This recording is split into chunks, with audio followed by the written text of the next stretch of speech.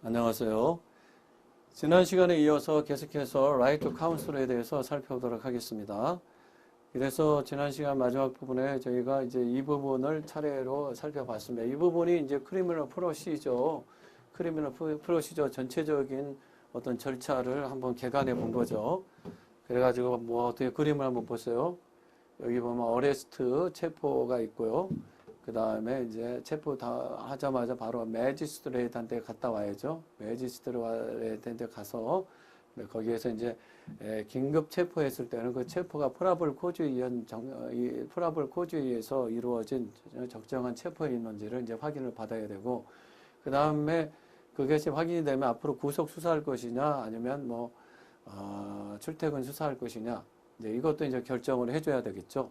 그랬을 때 이제 베일먼, 그 단계가 이제 베일먼인데, 이거 이제 판단 기준은 프라블 코즈는 아니고요. 프리벤티브 디텐션이냐, 예방적 디텐션이 기준이 되는 거죠. 증거 인멸이라든지 도주 또는 자살, 자해 이런 것들을 예방하기 위한 프리벤티브 어떤 디텐션이 이제 기준이 되겠죠. 그 다음에 뭐 이제 폴리스 인베스티게이션이 그 다음에 진행이 되겠고, 그 다음에 이 부분이 이제 그랜드 주어리가 있겠죠. 원래 인다이먼은 좀 검사가 해야 되는데, 검사도 좀 믿지 못하겠다라는 더 공정한 그랜드 주어리를 이제 구성을 해서 검사가 구성을 하죠. 소집을 하죠. 해서 이 부분을 이 사람들에게 인다이먼을 이제 맡기겠다. 이제 그런 얘기고요. 그 다음에는 이제 어레인먼이 있어요. 이제 기소가 되면, 이제 기소는 컴플레인을 파일을 하거나 인포메이션을 파일을 하는 거죠. 소장을, 공소장이죠. 그래서 어레인먼이 있으면 이제 변론 첫날이에요. 사실상 변론 첫날. 그래서 판사님 앞에서 아유 길티와 not guilty 물어보면 뭐 길티라고 그러면 그때 그 즉시 이제 그 즉시 이제 센텐스 단계로 가는 거고, 뭐 not guilty 그러면 트라이얼을 이제 시작을 하는 거죠. 트라이얼이 공식적으로 이제 시작이 이제 되는 날짜를 이제 잡아주죠. 물론 이때 이제 국선 변호인의 설립 절차도 여기에서 이루어진다 말씀드렸습니다. 그렇게 돼서 이제 트라이얼이 있고요. 이제 트라이얼 단계, 트라이얼 아시죠? 변론길. 근데 주어리들이 이제 컨빅션 버딧을 내리죠. 버딧에 이제 유죄냐 무죄냐를 이제 내려주죠.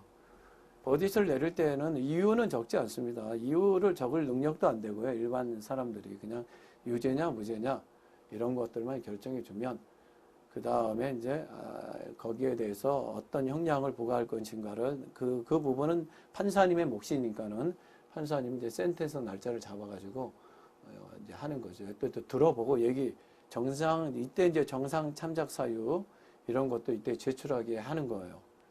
이 부분도 아주 치열하죠, 사실은. 어차피 한번 졌으니까 여기서는 이제 되도록 형량을 제일로 갈 것이냐 아니면 파인으로 갈 것이냐, 이 부분도 이제 치열하게 이제 다퉈지는 거죠. 그래서 이 부분이 결정이 나면 이제 어필이 되겠죠. 어필 부분에 이제 더블 제퍼디, 뭐 센텐스가 난 이후에 이제 더블 제퍼디 문제가 발생하는 거죠. 이 부분을 이제 자세히 한번 우리가 살펴보겠다는 건데, 여기 우리 이제 크리미널 프로시저와 관련돼서도 조금 살펴보면, 아니 시빌 프로시저와 관련돼서도 우리 프리딩 단계가 있는데, 여기도 마찬가지예요. 프리딩 단계가 있어요. 이 인포메이션 인다인먼은 이 인포메이션을 파일함으로써 시작이 되고, 어레인먼에 의해서 이제 국선 변호인이 이제 선임이 된다 그러면 전화번호를 하나 준다고 그랬죠. 그러면 전화번호 가지고 이제 찾아가면 변호인이 소송 이임장을 법원에 제출하면 거기에 대해서 이 검사가 제출한 이런 것들을 서비스 오브 프로세스 이런 것들을 이제 보내줘요.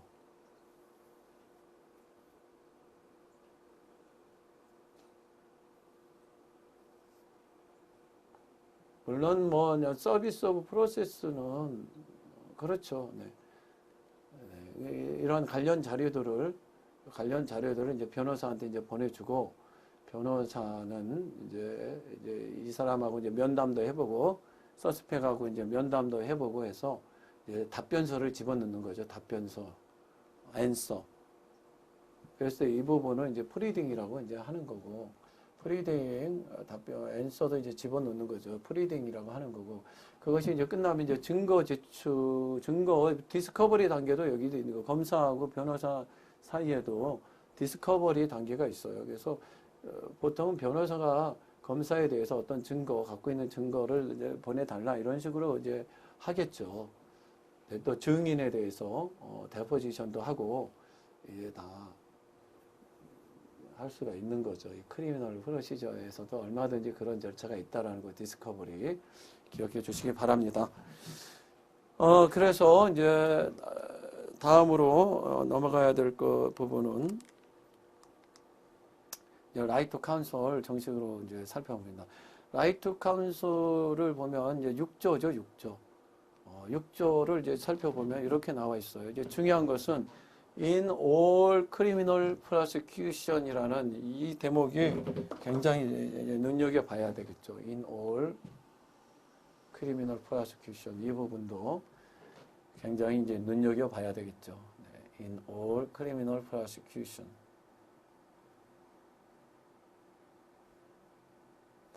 그래서 이것은 뭐 기소라는 의미가 이제 가까운 거죠. 기소, 인다인먼. 그래서 이 지금 6조의 라이트 카운슬은요, 인다인먼 이후에 적용이 되는 거다. 이게 굉장히 중요합니다. 인다인먼 이후에. 인다인먼 전에는 6조는 적용될 수 없어요. 라이트 카운슬은.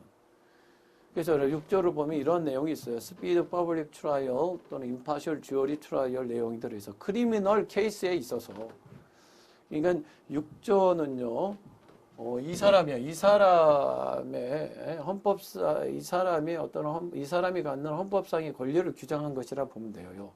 크리미널 디펜던트. 차지가 된 이후에 그 서스펙이 이제 디펜던트로 바뀌는 거죠. 크리미널 디펜던트. 피고인. 차지가 되기 전에는 피고인, 디펜던트라고 말할 수는 없고, 이건 뭐 서스펙이라고 그래요. 서스펙. 피의자. 피의자. 빅팀은 피해자라고 그러고. 아셨죠? 그래서 크리미널 디펜던트의 constitutional right. 크리미널 디펜던트의 constitutional right.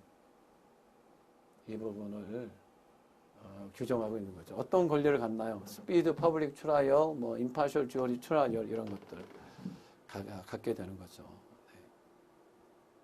그것도 뭐 어큐제이션의 네이처하고 코즈가 인폼드 돼야 할 어떤 고지를 받을 권리가 있다. 컴프렌테이션 라이트도 있어요. 자기에게 뭐야 이거? 그에 대해서 불리하게 증언하는 사람을 컴프렌테이션 하는 거지, 자기에게 유리하게 증언한 사람은 컴프렌테이션 하지 않습니다. 불리하게 증언하는 사람. 또는 증인을 얻을 수 있는 기회를 받아야 된다라는 거죠. 검사는 뭐 수사 지휘권 뭐 이런 게 있으니까는 어디에서 뭐 서피나 보내면 뭐 바로 보내주지만 얘는 지금 구속되어 있는 상태예요. 얘도 자기를 방어할 수 있는 증인들을 이게 프로세스를 해야 되는데 그 기회도 얘한테 보장해 줘야 된다. 근데 마지막으로 어시스턴트 오브 카운슬, 이게 우리가 배우고자 하는 라이트 카운슬이에요. 마지막 부분에 붙어 있죠. 그래서 여기서 이제 말씀드리고 싶은 것은 이 라이트 카운슬은 인다인먼 이후 전 영역에 이게 적용이 된다. 다만 여기 뒤에서 보시면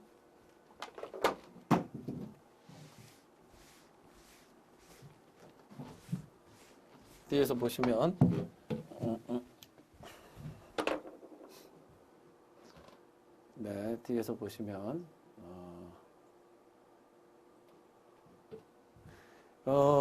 이 라이트 카운슬에 있어서는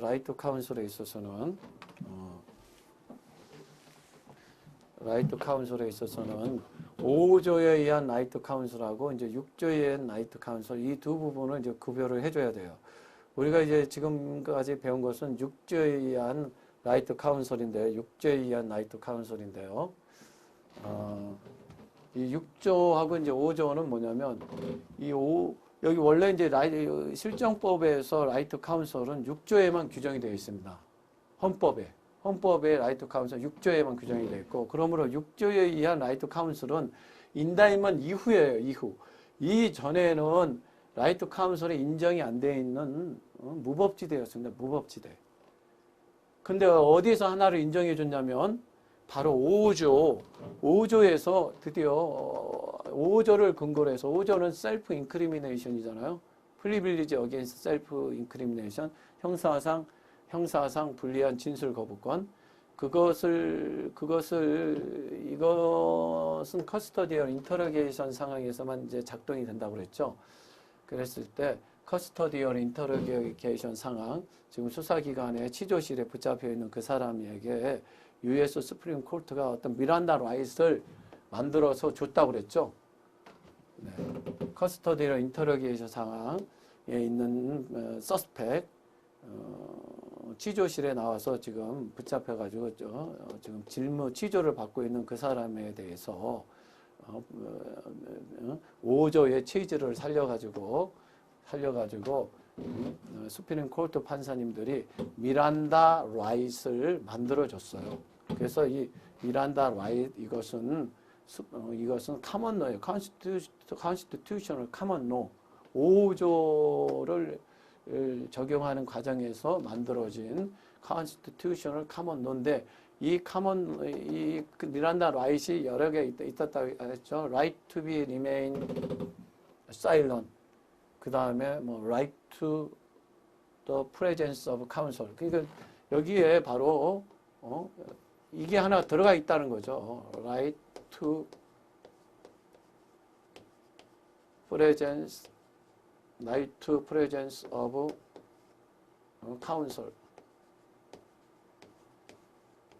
네. right to presence of counsel. 이 부분이 이제 있다라는 거죠. 이 부분이 들어가 있다라는 거예요.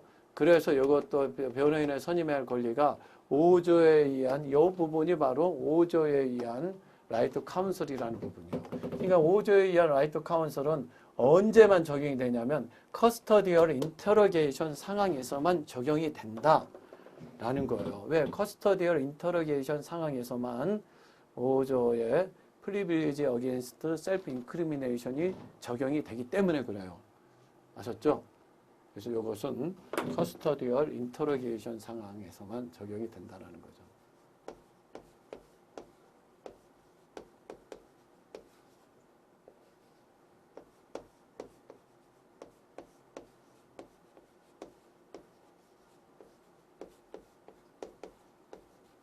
적용이 되는 거죠. 그러니까 라이트 카운슬은 인다이먼 이후에 6조 전 영역에 대해서 적용이 되고 이 전에는 라이트 카운슬이 적용이 돼요. 그랜드 주얼이 없죠. 매지스트레이트 안 돼요.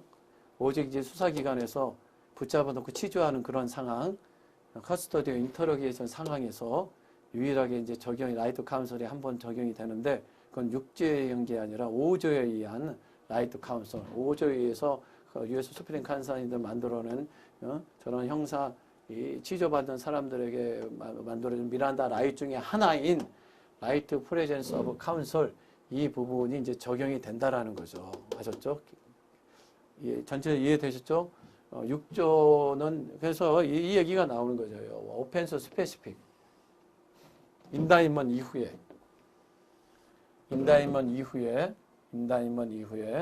오펜스 스페시픽이라는 얘기 나오는데 여기는 인다이먼은 이제 라버리로 기소를 한 거죠. 라버리로 기소를 했고 그 기소된 라버리와 관련된 모든 어떤 크리미널 프로시저에 대해서 변호사가 동석을 해야 된다라는 거예요. 동석. 아셨죠? 그 전에는 필요 없어요. 그 전에는 오직 5조에 의한 라이트 카운슬은 이 커스터디 인터로게이션 상황에 있는 이 사람에게만 인정이 되는데 이때의 라이트 카운슬은 오펜스 스페시픽이 아니에요. 그때 치조할 때 옆에 이렇게 치조실이 있으면 치조할 때 여기 뭐 책상이 있고요, 여러분. 여기 한 사람 앉아 있고 한 사람 있으면 변호사는 여기에 의자에서 한번 앉아 있다고 옆에서. 그래서 뭘 감시하냐면 여기는 지금 어떤 범죄가 어떤 범죄를 저질렀는지를 막 지금 조사하는 거 아니에요? 어떤 강간을 저질렀는데 강거를 저질렀는지 알 수 없어요. 여기에서 변호사의 역할은 이 사람이 강제로 컴패링 하느냐, 때리느냐 이것을 감시하는 거예요. 이것을. 또는 이제 말을 실수를 하는지 얘가 답변을 실수를 하는지 이것만 감시하는 거예요.